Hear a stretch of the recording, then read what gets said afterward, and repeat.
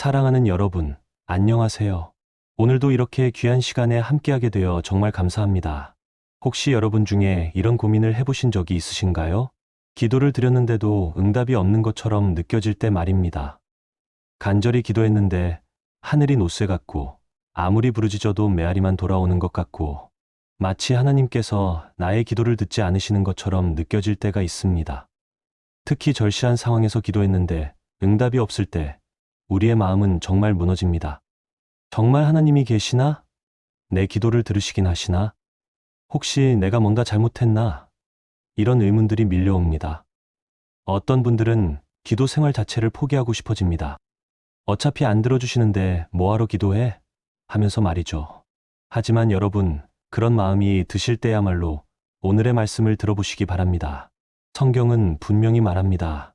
하나님은 살아계시고 우리의 기도를 반드시 들으신다는 사실입니다. 그렇다면 왜 때로는 기도가 막힌 것처럼 느껴질까요? 왜 응답이 더딘 것처럼 보일까요? 오늘은 기도 응답이 막혔을 때 반드시 점검해야 할 6가지를 함께 살펴보겠습니다. 이것은 단순한 이론이 아니라 성경이 분명히 가르치는 기도의 원리들입니다.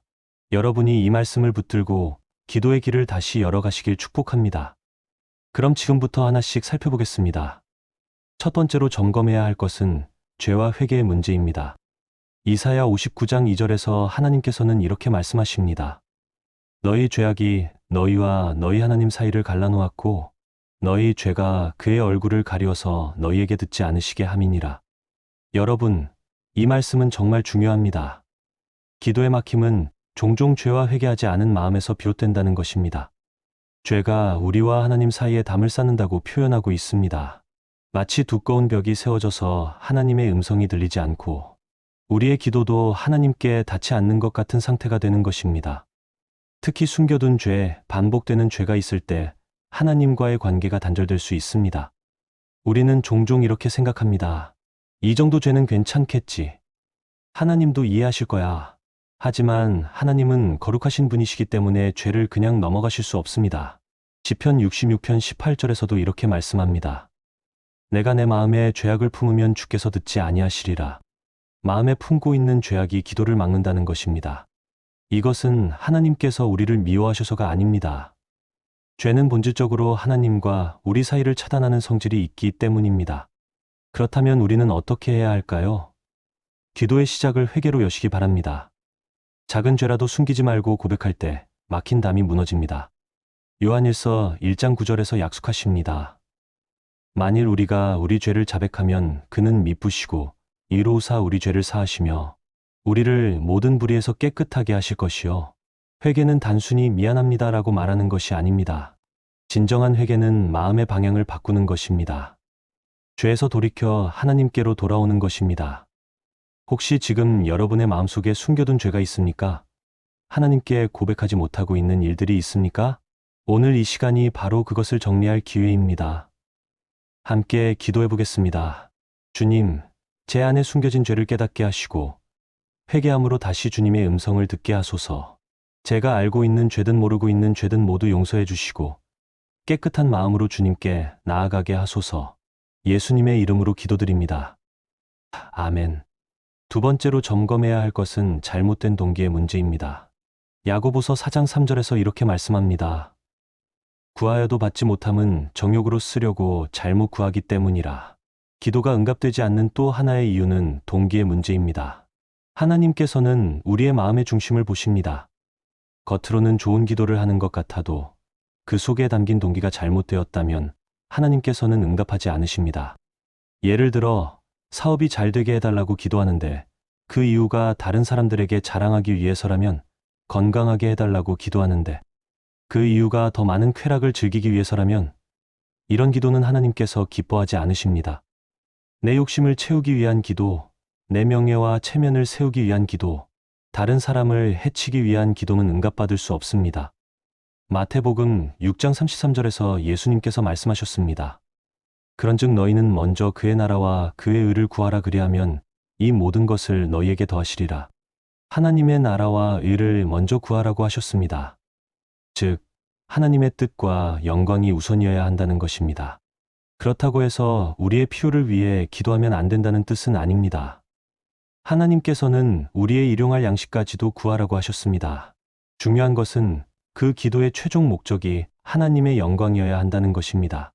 사업이 잘 되게 해달라고 기도할 때도 하나님, 제 사업을 통해 주님의 이름이 높아지게 하시고 많은 사람들에게 선한 영향력을 끼치게 하소서라는 마음이 있어야 합니다.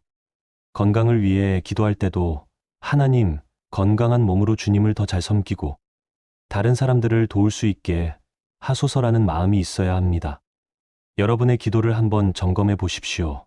이 기도가 하나님의 영광을 위한 것인지, 나만의 욕심을 위한 것인지 스스로 물어보십시오. 만약 내 욕심이 앞선다는 것을 깨닫는다면 그 순간이 바로 기도의 동기를 바로잡을 기회입니다. 함께 기도해 보겠습니다. 하나님, 제 기도의 중심이 제 욕심이 아니라 주님의 뜻에 합하게 하소서. 제가 구하는 모든 것이 주님의 영광을 위한 것이 되게 하시고 잘못된 동기가 있다면 깨끗하게 하여 주옵소서. 예수님의 이름으로 기도드립니다. 아멘. 세 번째로 점검해야 할 것은 용서하지 않는 마음입니다. 마가복음 11장 25절에서 예수님께서 말씀하십니다. 서서 기도할 때에 아무에게나 혐의가 있거든 용서하라, 그리하여야 하늘에 계신 너희 아버지께서도 너희 허물을 사하여 주시리라. 이 말씀은 정말 중요합니다. 미움과 원망을 품고 있는 마음이 기도의 통로를 막는다는 것입니다. 우리가 다른 사람을 용서하지 않으면서 하나님께 용서를 구한다면 이것은 모순입니다. 하나님께서 우리에게 먼저 용서하고 화해하기를 원하십니다. 마태복음 6장 14절에서 15절에서도 예수님께서 분명히 말씀하셨습니다. 너희가 사람의 과실을 용서하면 너희 하늘 아버지께서도 너희 과실을 용서하시려니와 너희가 사람의 과실을 용서하지 아니하면 너희 아버지께서도 너희 과실을 용서하지 아니하시리라. 용서는 선택이 아니라 명령입니다. 그리고 용서는 기도 응답의 조건입니다. 어떤 분들은 이렇게 말합니다. 목사님, 그 사람이 한 일을 아세요? 정말 용서할 수 없어요. 그 마음을 충분히 이해합니다. 때로는 용서하기 어려운 상처들이 있습니다. 하지만 용서는 감정의 문제가 아니라 의지의 문제입니다. 기분이 좋아져서 용서하는 것이 아니라 하나님께서 명령하셨기 때문에 순종하여 용서하는 것입니다. 그리고 용서는 상대방을 위한 것이 아니라 나를 위한 것입니다. 미움과 원망은 독과 같아서 품고 있는 사람을 병들게 합니다. 용서는 그 독을 제거하는 해독제와 같습니다. 용서가 어렵다면 이렇게 기도해 보십시오. 하나님, 제가 그 사람을 용서하고 싶지 않습니다. 하지만 주님께서 용서하라고 명령하셨으니 순종하겠습니다. 제가 용서할 수 있는 마음을 주시고 그 사람을 향한 미움을 제거해 주소서. 용서는 하루아침에 완성되는 것이 아닙니다. 때로는 여러 번 계속해서 용서해야 할 수도 있습니다. 베드로가 예수님께 몇 번까지 용서해야 합니까? 7번까지입니까? 라고 물었을 때 예수님께서는 7번뿐 아니라 7번을 70번까지라도 할지니라 고 답하셨습니다. 기도 전에 마음속에 떠오르는 사람이 있다면 그 사람을 용서하십시오. 그때 기도의 문이 활짝 열립니다. 함께 기도해 보겠습니다. 주님, 제가 미워하는 마음을 내려놓고 용서함으로 기도의 길이 열리게 하소서. 제가 용서하기 어려운 사람들이 있지만 주님께서 저를 먼저 용서해 주신 것처럼 저도 그들을 용서하겠습니다. 용서할 수 있는 마음을 주소서. 예수님의 이름으로 기도드립니다. 아멘. 네 번째로 점검해야 할 것은 믿음 없는 태도입니다. 히브리서 11장 6절에서 말씀합니다. 믿음이 없이는 하나님을 기쁘시게 하지 못하나니 하나님께 나아가는 자는 반드시 그가 계신 것과 또한 그가 자기를 찾는 자들에게 상 주시는 이심을 믿어야 할지니라. 하나님께 나아가는 자는 반드시 믿어야 합니다. 믿음 없는 기도는 하나님을 기쁘시게 하지 못합니다. 야고보서 1장 6절에서 7절에서도 이렇게 말씀합니다. 오직 믿음으로 구하고 조금도 의심하지 말라. 의심하는 자는 마치 바람에 밀려 요동하는 바다, 물결 같으니 이런 사람은 무엇이든지 주께 얻기를 생각하지 말라. 의심하며 기도하는 자는 아무것도 받지 못한다고 분명히 말씀하고 있습니다. 그런데 여기서 중요한 것은 믿음이 무엇인가 하는 점입니다. 믿음은 단순히 될 것이다 라고 생각하는 것이 아닙니다. 믿음은 하나님의 성품과 약속에 대한 확신입니다. 하나님은 선하신 분이시고 우리를 사랑하시고 우리에게 가장 좋은 것을 주시려고 하신다는 확신이 믿음입니다. 때로는 우리가 원하는 방식과 시간에 응답이 오지 않을 수 있습니다. 하지만 하나님은 반드시 우리에게 가장 좋은 방법으로 응답하신다는 것을 믿는 것이 믿음입니다.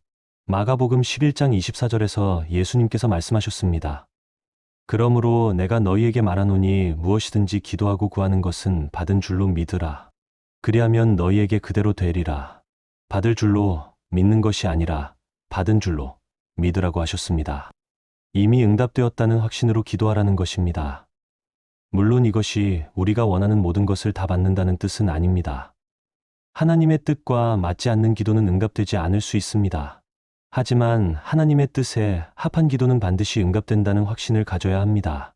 응답을 의심하며 기도한다면 기도의 능력은 약해집니다. 응답의 시기와 방식은 다를지라도 하나님은 반드시 응답하신다는 믿음을 붙으시기 바랍니다. 함께 기도해 보겠습니다. 하나님, 믿음 없는 저를 불쌍히 여기시고 응답을 신뢰하는 믿음을 더하여 주옵소서. 제가 의심할 때가 많았습니다. 이제 주님의 선하심과 신실하심을 믿고 기도하겠습니다. 주님의 응답을 확신합니다. 예수님의 이름으로 기도드립니다. 아멘. 5번째로 점검해야 할 것은 하나님의 때를 기다리지 못하는 조급함입니다. 전도서 3장 11절에서 말씀합니다. 하나님이 모든 것을 때를 따라 아름답게 하셨고 또 사람들에게는 영혼을 사모하는 마음을 주셨느니라. 하나님은 모든 것을 때를 따라 아름답게 하신다고 했습니다. 하나님에게는 정확한 때가 있습니다. 응답이 없다고 느껴질 때 사실은 하나님의 때를 기다리는 과정일 수 있습니다. 우리의 시간표와 하나님의 시간표는 다릅니다. 우리는 빨리빨리를 좋아합니다. 인스턴트 시대에 살다 보니 모든 것이 즉석에서 해결되기를 원합니다. 기도도 마찬가지입니다. 기도하면 바로 응답이 오기를 기대합니다. 하지만 하나님의 시간은 다릅니다. 베드로후서 3장 8절에서 말씀합니다.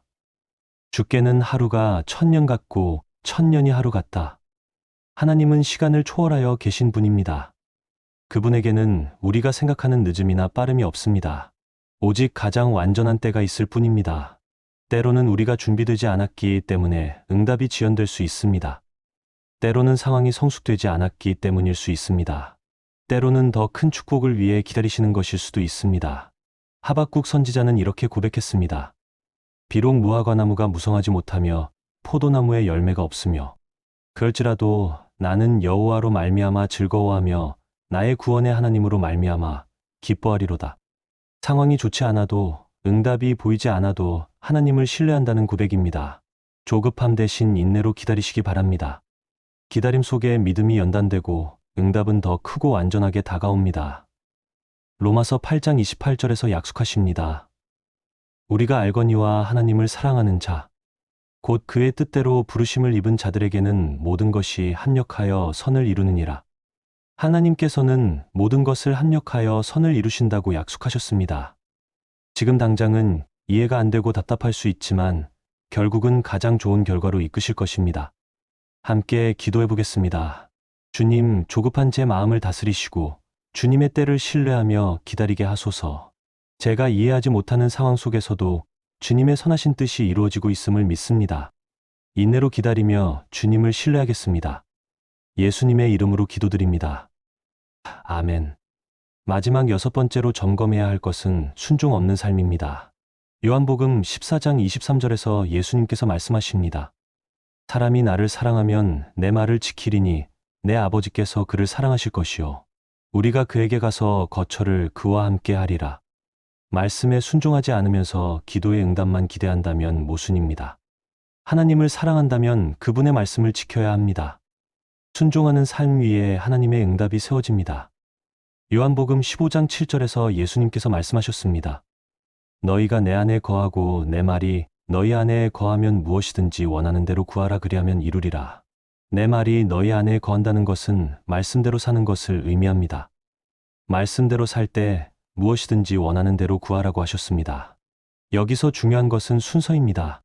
먼저 말씀 안에 거해야 하고 그 다음에 구하라는 것입니다. 말씀 안에 거하는 사람은 자연스럽게 하나님의 뜻을 원하게 됩니다. 그래서 그의 기도는 하나님의 뜻과 일치하게 되고 따라서 응답받게 되는 것입니다. 사무엘상 15장 22절에서 사무엘이 사울에게 말합니다. 순종이 제사보다 낫고 듣는 것이 수시향의 기름보다 나으니 하나님께서는 화려한 예배나 많은 헌금보다 순종을 더 기뻐하십니다. 순종은 큰 것에서부터 시작되는 것이 아닙니다. 작은 것부터 시작됩니다. 말씀을 생활 속에서 작은 것부터 실천하시기 바랍니다. 정직하게 살기, 부모에게 효도하기, 이웃을 사랑하기, 나누어 주기, 용서하기. 이런 작은 순종들이 쌓일 때 기도의 응답도 열립니다. 또한 순종은 일회성이 아니라 지속적이어야 합니다. 한번 순종했다고 끝이 아니라 계속해서 말씀대로 살려고 노력해야 합니다. 함께 기도해 보겠습니다. 주님, 말씀을 단지 듣는 자가 아니라 순종하는 자가 되게 하시고 제 기도가 응답되는 삶을 살게 하소서. 작은 것부터 차근차근 순종하며 주님의 뜻대로 사는 삶이 되게 하소서. 예수님의 이름으로 기도드립니다. 아멘. 사랑하는 여러분, 지금까지 기도 응답이 막혔을 때 점검해야 할 6가지를 함께 살펴보았습니다. 첫째, 죄와 회개의 문제. 둘째, 잘못된 동기의 문제. 셋째, 용서하지 않는 마음. 넷째, 믿음 없는 태도. 다섯째, 하나님의 때를 기다리지 못하는 조급함. 여섯째, 순종 없는 산. 기도 응답이 막힌 것처럼 느껴질 때는 낙심하지 마십시오. 오늘 나눈 6가지를 차근차근 점검하며 다시 기도의 자리를 회복하시길 바랍니다. 하나님은 결코 우리 기도를 외면하지 않으십니다. 시편 34편 17절에서 약속하십니다. 의인이 외침에 여호와께서 들으시고 그들의 모든 환난에서 건지시는도다. 하나님은 가장 좋은 길로 응답하십니다. 때로는 우리가 원하는 방식이 아닐 수도 있고 우리가 기대하는 시간에 오지 않을 수도 있습니다. 하지만 분명한 것은 하나님의 응답은 항상 우리에게 가장 유익한 것이라는 사실입니다. 이제 함께 기도하겠습니다. 사랑하는 하나님 아버지, 오늘 말씀을 통해 기도 응답이 막히는 이유들을 깨닫게 하시니 감사합니다. 주님, 제가 숨겨둔 죄들을 회개합니다. 알고 있는 죄든 모르고 있는 죄든 모두 용서해 주시고 깨끗한 마음으로 주님께 나아가게 하소서. 하나님, 제 기도의 동기를 바르게 하소서. 제 욕심이 아니라 주님의 영광을 위해 기도하게 하시고 잘못된 마음이 있다면 고쳐주소서. 주님, 제가 용서하지 못하고 있는 사람들이 있습니다. 미워하는 마음, 원망하는 마음을 제거해 주시고 용서할 수 있는 마음을 주소서. 하나님, 믿음 없는 저를 도와주소서. 의심하지 않고 주님의 선하심과 신실하심을 믿고 기도하게 하소서. 주님, 조급한 제 마음을 진정시켜 주시고 주님의 때를 신뢰하며 인내로 기다리게 하소서. 그리고 하나님, 말씀에 순종하는 삶을 살게 하소서.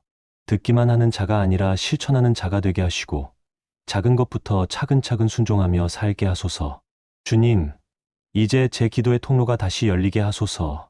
막혔던 기도의 길이 활짝 열려서 주님과 교제하는 기쁨을 회복하게 하소서. 주님의 응답을 기대하며 믿음으로 기다리겠습니다.